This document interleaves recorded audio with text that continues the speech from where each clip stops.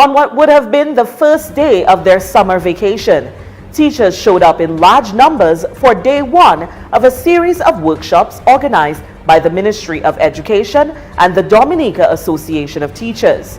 And the workshops will focus on the professional development of many principals and teachers.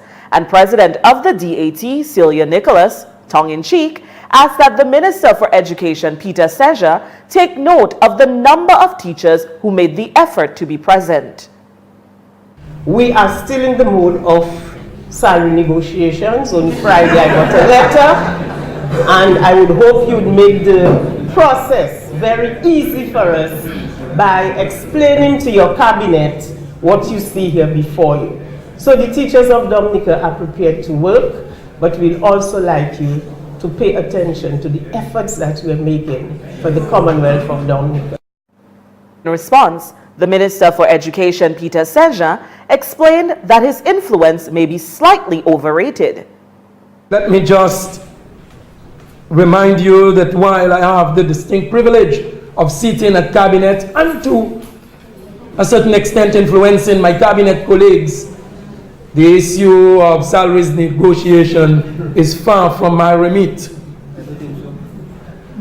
I, however, will do the little that I can to ensure that the people who I once sat together with and trod the tracks and roads of Dominica with will get a fair reward for fair dispute. And back in June, during an interview with CBN4, General Secretary of the Dominica Public Service Union, Thomas Leta, revealed that progress has been made with regard to negotiations and both sides have had to compromise.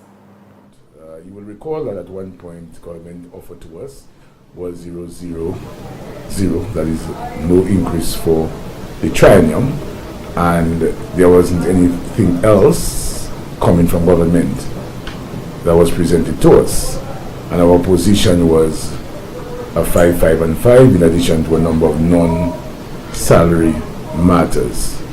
We have moved, in other words, both sides have sort of shifted their positions, and had it not been for some concerns that we had, which were discussed yesterday at our general membership meeting, the possibility existed that maybe we could have concluded negotiations. The latest offer on the table, or the latest position, is a 0 for the first year, and for the second year, while a wage freeze is being proposed,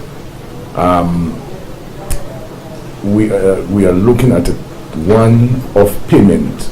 That is for the second year, one-off payment of 2 months' salary. So that will be a one-time, and public officers, in addition to getting their normal salary, will get a one-off payment of 2 months. According to Leta, the problem with that is when discussions were first being held, the DPSU was told that no taxes would come from 1 month of that bonus. But now they have received information that the tax will be applied, and the union believes that since it is not a salary and it is a bonus or an allowance, it should not be taxed according to the Income Tax Act. He went on to explain that provisions are being made for retirees as well. With regard to the first year, we are happy that the government did agree and accepted our proposal that even if a salary increase is not paid for that year, public officers who worked in 2015 but who retired in 2016, so we are now talking about retirees, they will now get a 1 month, they will now get a bonus equivalent to 1 month, whatever their salary was. That is for the first year. And the third year, a 3% salary increase. Another area of contention that has stalled negotiations is the proposal that government make a contribution to the health insurance premium of members who are part of the group medical insurance. Originally, Leta said they were told that was no problem. However, the latest position is that government will no longer provide the monthly contribution for each member of that scheme. We have difficulty there.